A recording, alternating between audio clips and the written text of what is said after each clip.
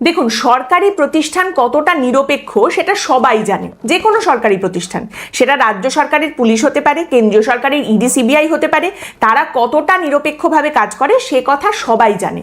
কিন্তু তারপরেও একটা বেয়ার মিনিমাম কন্ট্রোল রাখতে হয়, একটা বেয়ার মিনিমাম প্রোটোকল মেনটেন করতে হয় তাদের কাজের মধ্যে। তা না হলে একটা দিন আপনি এমন বেআব্রু হবেন যে আপনি শুধুমাত্র নিজের 12টা বাজাবেন তাই নয়, গোটা প্রতিষ্ঠানের একেবারে ওপর থেকে নিচ পর্যন্ত সব কিছুর 12টা বাজিয়ে দেবেন। আজ একটি ঘটনা যেটা সামনে এসেছে সেটা অনেকটা সেই রকমই উদাহরণ। দেখুন, এমনিতে পশ্চিমবঙ্গে এখন এই যে ভোটের আবহ চলছে, ভোটের মাসে দেখা যাচ্ছে যে পশ্চিমবঙ্গের ভোটের বাজারে দুটো দলই খেলছে। এক হচ্ছে নির্বাচন কমিশন, আরেক হচ্ছে তৃণমূল কংগ্রেস। বিজেপি এখানে জাস্ট সাইড লাইনে দাঁড়িয়ে আছে, বিজেপি বিজেপি সাইডে দাঁড়িয়ে দাঁড়িয়ে বাদাম ভাজা খাচ্ছে আর ভাবছে আমরা যখন সরকারে আসবো তখন আমরা এই করবো ওই করবো। মানে বিজেপির ব্যাপারটা এরকম অনেকটা যে নির্বাচন কমিশন যদি আমাদের হয়ে বাঁশ দিয়েই দেয় তৃণমূল কংগ্রেসকে তাতে তো আমাদের কোনো ক্ষতি নেই, আর তৃণমূল কংগ্রেস যদি বাঁশ খেয়েই নেয় তাতেও আমাদেরই ভালো। মানে বাঁশ দেওয়া আর খাওয়া এই হিসেবটা চলছে নির্বাচন কমিশন আর তৃণমূল কংগ্রেসের মধ্যে। এখানে বিজেপির কোনো পার্টিসিপেশন নেই। এবার আজ সকাল থেকেই মোটামুটি পরিস্থিতি উত্তপ্ত ছিল। ডেরেক ওব্রায়েন চিৎকার করছেন আজ সকাল থেকে অ্যাজ ইউজুয়াল। তৃণমূলের লোকজন ডেরেক ওব্রায়েন কয়েকজনকে বগলদাবা করে নিয়ে গিয়েছিলেন জ্ঞানেশ কুমারের সঙ্গে দেখা করার জন্য। তারপর সেখান থেকে বেরিয়ে এসে ডেরেক ওব্রায়েনের অভিযোগ হচ্ছে যে জ্ঞানেশ কুমার তাদের তাড়িয়ে দিয়েছেন, জ্ঞানেশ কুমার তাড়িয়ে দিয়েছেন বলে চিৎকার জুড়ে দিয়েছেন ডেরেক ওব্রায়েন। ওদিকে আবার নির্বাচন কমিশনের তরফ থেকে হোয়াটসঅ্যাপ করে সাংবাদিকদের জানানো হচ্ছে যে দেখুন, ওরা ভেতরে এসে তো খুব চিৎকার চেঁচামেচি করছিল। ডেরেক ওব্রায়েন তাতে আরো চিৎকার করে বলছেন যে ভেতরের ফুটেজ আপনি বের করুন, খুল্লা সব আপনি বাইরে নিয়ে আসুন, দেখি কোথায় আমি চিৎকার করেছি। অ্যাজ ইউজুয়াল প্রত্যেকবার যা হয়, তৃণমূল দেখা করতে যায় নির্বাচন কমিশনারের সাথে, নির্বাচন কমিশনার নাকি তাদের অপমান করে, তারা বেরিয়ে আসে, চিৎকার করে, অভিযোগ করে। আজ অব্দি নির্বাচন কমিশনও ভেতরের ফুটেজ বের করলো না যে কে চিৎকার করেছে, কে অপমান করেছে। আজ অব্দি তৃণমূল কংগ্রেসও একবারও বেরিয়ে এসে বললো না যে হ্যাঁ আমাদের খুব ভালো একটা মিটিং হয়েছে, ভালোভাবে আমরা কথা বলে এসেছি। দুটোর একটাও হলো না। কিন্তু তাহলে আজ আমি হঠাৎ এই বিষয়টা নিয়ে আবার চর্বিত চর্বণ করছি কেন? কারণ গত 2-3 মাস ধরে তো এই একই চিত্রনাট্য দেখতে পাওয়া যাচ্ছে নির্বাচন কমিশনের তৃণমূলের মধ্যে। আজ আলাদা করে এটা নিয়ে কথা বলছি কেন? তার কারণটা হচ্ছে, জানেন তো, পাড়ায় কলতলার ঝগড়া হয় দুজনের মধ্যে, রোজ ঝগড়া হচ্ছে, পাড়ার লোকজন পাত্তা দেয় না, ঠিক আছে, তাদের নিজেদের কাজ আছে, নিজেদের কাজ করছে।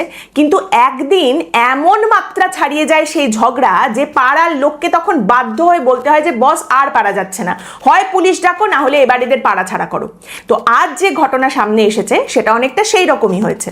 নির্বাচন কমিশন আজ টুইট করছে যে পশ্চিমবঙ্গে এবারে নির্বাচন কিরকম হবে। নির্বাচন কমিশন যেটা বলছে, আমি একদম কোট আনকোট আপনাদের পড়ে শোনাচ্ছি। নির্বাচন কমিশন বলছে এবারে নির্বাচন পশ্চিমবঙ্গে হবে ফিয়ার ফ্রি, ভয় মুক্ত, ভায়োলেন্স ফ্রি, হিংসা মুক্ত, ইন্টিমিডেশন ফ্রি, আরো ভালো ধমক চমক মুক্ত নির্বাচন। তারপরে নির্বাচন কমিশন বলছে ইনডিউসমেন্ট ফ্রি, কোনো রকম জোর জবরদস্তি চলবে না, অ্যান্ড উইদাউট এনি ছাপ্পা, booth jamming and source jamming. ছাপ্পা ভোট, বুথ জ্যামিং এ সমস্ত কিচ্ছু এবারের ভোটে পশ্চিমবঙ্গে হবে না। আর এই সবকটা কথা নির্বাচন কমিশন কাকে বলছে? পশ্চিমবঙ্গের শাসক দল তৃণমূল কংগ্রেসকে। একদম তৃণমূল কংগ্রেসের নাম করে নির্বাচন কমিশন বলছে ECI straight talk to Trinamool Congress. পশ্চিমবঙ্গের এই একটিমাত্র রাজনৈতিক দলকে টার্গেট করে তাদের সাবধানবাণী দিয়ে নির্বাচন কমিশন এই কথাটা সামনে রাখছে।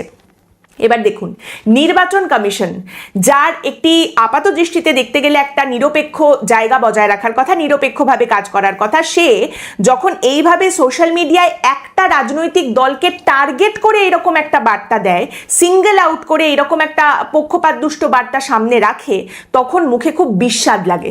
আপনি প্রশ্ন করতে পারেন যে কিন্তু তৃণমূলই তো এইসব কাজগুলো করে নাকি? তৃণমূলই তো বুথ জ্যাম করে, তৃণমূলই তো হিংসা করে। আমি কি এটা জানি না? অবশ্যই জানি। আমিও পশ্চিমবঙ্গে রয়েছি, এতদিন এই নিয়ে কাজ করছি, অবশ্যই জানি। এবং আমি চোখে দেখতে পাই না তা তো নয়, চোখের সামনে দেখতে পাই যে তৃণমূল কংগ্রেস করে। কিন্তু নির্বাচন কমিশন, আবার বলছি, যার নিরপেক্ষ থাকার কথা, সে যখন এইভাবে একদম সিঙ্গেল আউট করে স্পেসিফিক্যালি নাম করে এইভাবে একটা বার্তা সামনে রাখে, তখন বিস্বাদ লাগে। কেন বলুন তো? কারণ তখন একটা স্মৃতি মনে পড়ে যায়, আর সেটা হচ্ছে পশ্চিমবঙ্গের 2023-এর পঞ্চায়েত নির্বাচনের স্মৃতি, বা তার আগে পশ্চিমবঙ্গে যে পঞ্চায়েত নির্বাচন হয়েছে তার স্মৃতি। সেই সময় আমরা যেটা দিনের পর দিন দেখেছি, সেখানেও একটা দলকে সিঙ্গেল আউট করা হয়েছে, কিন্তু সেখানে ওই একটা দলকে বেহিসাবি খেলতে দেওয়া হয়েছে।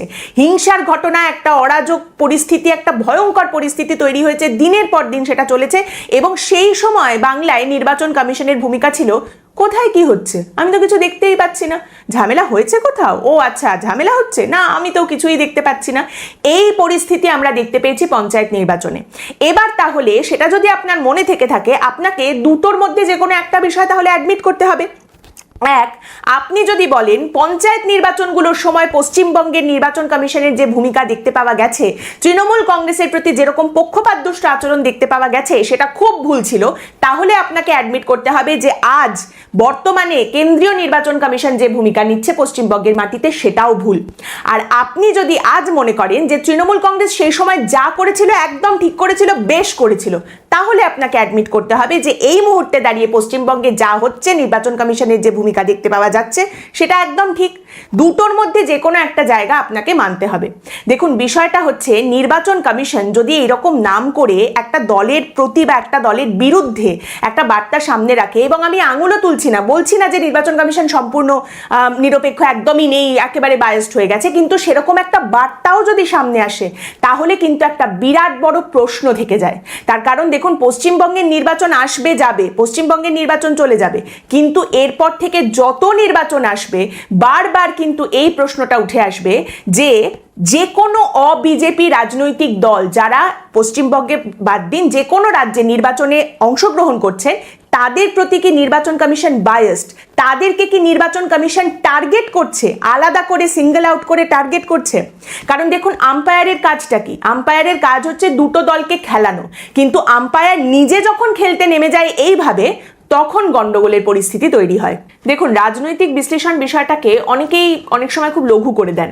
আপনারা জানেন যে এবারের নির্বাচনেও কিছু সাংবাদিক বলে নিজেকে দাবি করা মানুষ তারা কিন্তু নির্বাচনে দাঁড়িয়েছেন, এবং এটা কোনো নতুন বিষয় নয়, এর আগেও এটা হয়েছে, এর পরেও হয়ে আসবে। কিন্তু আমার একটা ব্যক্তিগত মতামত আছে। আমি যে কাজটা করি সেখানে দাঁড়িয়ে আমার মনে হয় প্রত্যেকটা রাজনৈতিক দলের সঙ্গে আমার সমান সৌজন্য এবং সমান দূরত্ব বজায় রাখা উচিত। কারণ আমি কোনো রাজনৈতিক দলকে সন্তুষ্ট করতে পারবো না, সেই কাজেও আমি নেই। আমাকে সবাই গালাগাল দেয়, আপনিও দেখেছেন নিশ্চয়ই কমেন্টে, সবাই দেয়, আপনিও আজকে দিতে পারেন আপনার যদি আমার কথা পছন্দ না হয়, কিন্তু তাতে কোনো অসুবিধা নেই। অসুবিধা তখন যদি আমি দেখি যে একটি রাজনৈতিক দল আমাকে বেশি গালাগাল দিচ্ছে আর আরেকটি রাজনৈতিক দল একেবারে আমাকে ক্লিন চিট দিয়ে দিয়েছে, তখন সমস্যা। তখন আমার নিজের কাজ নিয়ে নিজের প্রশ্ন হবে যে আমি কোথাও একটা তার মানে গন্ডগোল করছি, যে একটা রাজনৈতিক দল আমাকে পুরো ক্লিন চিট দিয়ে দিচ্ছে, আরেকটা রাজনৈতিক দল গালাগাল দিচ্ছে। তো এইখানে দাঁড়িয়ে আজকে এইটা হচ্ছে নিরপেক্ষতার মাপকাঠি আমার কাছে। নির্বাচন কমিশনের কথা যদি আপনি বলেন, প্রথমেই যে কথাটা বলেছি, নির্বাচন কমিশন বলুন বা যে কোনো সরকারি প্রতিষ্ঠান, তারা সবাই কতটা নিরপেক্ষ সেটা সবাই জানে। আজকে ইডি, সিবিআই বলুন বা রাজ্যপাল বলুন, তারা কি ধরনের কথা বলেন বা কি ধরনের কাজকর্ম বলেন সেটাও মানুষের সামনে খুব পরিষ্কার। পশ্চিমবঙ্গের পুলিশ কি করছে বা পশ্চিমবঙ্গের পঞ্চায়েত নির্বাচনের সময় পশ্চিমবঙ্গের নির্বাচন কমিশনের কি ভূমিকা ছিল সেটাও মানুষের কাছে খুব পরিষ্কার। কিন্তু আজ নির্বাচন কমিশন এই যে সিঙ্গেল আউট করে একটা রাজনৈতিক দলের নাম ধরে এইভাবে যে বার্তা সামনে রাখলো, এটা নিয়ে এত কথা কেন হচ্ছে জানেন? আপনি বলতে পারেন যে বেশ করেছে, তৃণমূল কংগ্রেসকে বলেছে বেশ করেছে, তৃণমূলই তো এগুলো করে। তৃণমূল কংগ্রেস নির্বাচন কমিশনকে এতদিন ধরে যেভাবে খুঁচিয়েছে, যেভাবে তার সাথে অসহযোগিতা করেছে, কাজ করতে দেয়নি, সেই জন্য বাধ্য হয়ে আজকে নির্বাচন কমিশন এই কথাটা বলে দিয়েছে। এখানেই হচ্ছে বিষয়টা, যে যতই একটা রাজনৈতিক দল খুঁচিয়ে থাকুক, যতই যা করে থাকুক, যতই অসহযোগিতা করে থাকুক, নির্বাচন কমিশন বেশ করেছে বলে এটা বলে ফেলতে পারে না। সেই একটা মিনিমাম প্রোটোকল, একটা মিনিমাম কন্ট্রোলের জায়গা রয়েছে। এটা কিরকম জানেন তো, যে নেতা, রাজনৈতিক নেতা মানেই সে দুর্নীতি করবে, এটা সবার জানা। দুর্নীতি তো করবেই, নেতা আবার দুর্নীতি ছাড়া হয় নাকি, এটা মানুষের কাছে একদম নর্মাল হয়ে গেছে এখন। কিন্তু কখন চোখটা টাটায়, কখন বুকে গিয়ে ধাক্কা লাগে, যখন দেখা যায় যে নেতার বান্ধবীর ফ্ল্যাট থেকে, খাটের নিচ থেকে তারা টাকা পাওয়া যাচ্ছে, কোটি কোটি টাকা আর সোনার গয়না উদ্ধার হচ্ছে, তখন গিয়ে ধাক্কাটা লাগে। এটা হচ্ছে সেই রকম একটা পরিস্থিতি। দেখুন, বিষয়টা হচ্ছে নির্বাচন কমিশনের ভূমিকা নিয়ে বর্তমানে ভারতের প্রত্যেকটা অবিজেপি দল তারা কিন্তু প্রশ্ন তুলেছে, তারা নির্বাচন কমিশনকে নিয়ে অভিযোগ করছে, তার দিকে আঙুল তুলছে। একটি মাত্র রাজনৈতিক দল যারা নির্বাচন কমিশনকে বলছে যে সে সম্পূর্ণ নিরপেক্ষভাবে কাজ করছে, পশ্চিমবঙ্গের বুকেও একটি মাত্র রাজনৈতিক দল নির্বাচন কমিশনকে ক্লিন চিট দিয়ে দিচ্ছে, আর সেই রাজনৈতিক দলের নাম হচ্ছে ভারতীয় জনতা পার্টি, বিজেপি। নরেন্দ্র মোদী, প্রধানমন্ত্রী নরেন্দ্র মোদী, তিনি এসেছিলেন পশ্চিমবঙ্গে, সভা করেছেন, তিনিও এই কথা বলেছেন যে নির্বাচন কমিশন সম্পূর্ণ নিরপেক্ষভাবে কাজ করছে, নির্বাচন কমিশনের উপরে পূর্ণ আস্থা রয়েছে, এবারে যাতে সবাই নির্ভয়ে ভোট দিতে পারে নির্বাচন কমিশন সেই ব্যবস্থা করবে, এবার একদম পরিবর্তনের ভোট হবে পশ্চিমবঙ্গের বুকে। দেখুন, এই যে মাত্রা ছাড়িয়ে যাওয়ার একটা জায়গা, সেটা নিয়ে এত কথা বলা, মাত্রা টানার চেষ্টা, এটা কেন করা হয় জানেন তো? আজ যদি মাত্রা ছাড়িয়ে যাওয়ার এই জায়গাটায় মাত্রা টানার চেষ্টা করা না হয়, তাহলে পরের দিন মাত্রা টানার মতো আর কিছু পড়েই থাকবে না। আপনাদের নিশ্চয়ই মনে আছে যে আগের নির্বাচনের পরে পশ্চিমবঙ্গে কি বেধড়ক মারধরের পরিস্থিতি, কি প্রচন্ড বেহিসেবি হিংসার পরিস্থিতি সামনে উঠে এসেছিল। নির্বাচন পরবর্তী একটা ভয়াবহ হিংসার ছবি কিন্তু পশ্চিমবঙ্গের মানুষকে দেখতে হয়েছিল। এবার এই বায়াসড, এই পক্ষপাতদুষ্ট হওয়ার আচরণ, এটাও যদি মাত্রাতিরিক্ত হয়ে যায়, এর পরের পরিস্থিতিও কিন্তু কারুর জন্য ভালো হবে না। দেখুন, যেই জিতুক না কেন, দুটো রাজনৈতিক দল যারা লড়াইতে এগিয়ে রয়েছে তারা কিন্তু একই রকম বার্তা সামনে রেখেছে। এক তো বিজেপির তরফ থেকে বলা হয়েছে বিজেপি যদি ক্ষমতায় আসে তাহলে বদলও হবে, বদলাও হবে।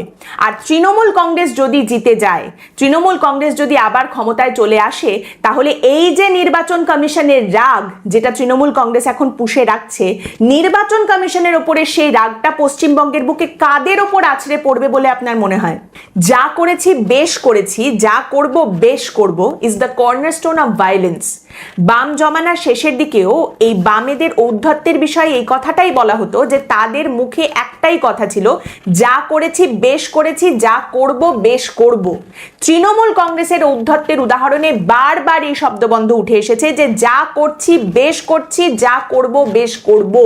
2014 পর থেকে, বিজেপি ক্ষমতায় আসার পর থেকে একাধিকবার বিজেপির নেতাদের মুখে এই কথা শোনা গেছে যে যা করেছি বেশ করেছি, যা করব বেশ করব। এইগুলো রাজনৈতিক দলের ভাষা। এই ভাষায় নির্বাচন কমিশন কথা বলতে পারে না। নির্বাচন কমিশনের মুখ দিয়ে যা করেছি বেশ করেছি, যা করব বেশ করব, এটা বেরোতে পারে না। আর নির্বাচন কমিশনও যদি এই ভাষায় কথা বলতে শুরু করে দেয়, তাহলে বলতে হবে সে আর একটি প্রতিষ্ঠান নেই, সে একটি রাজনৈতিক দলের মুখপাত্র হয়ে গেছে।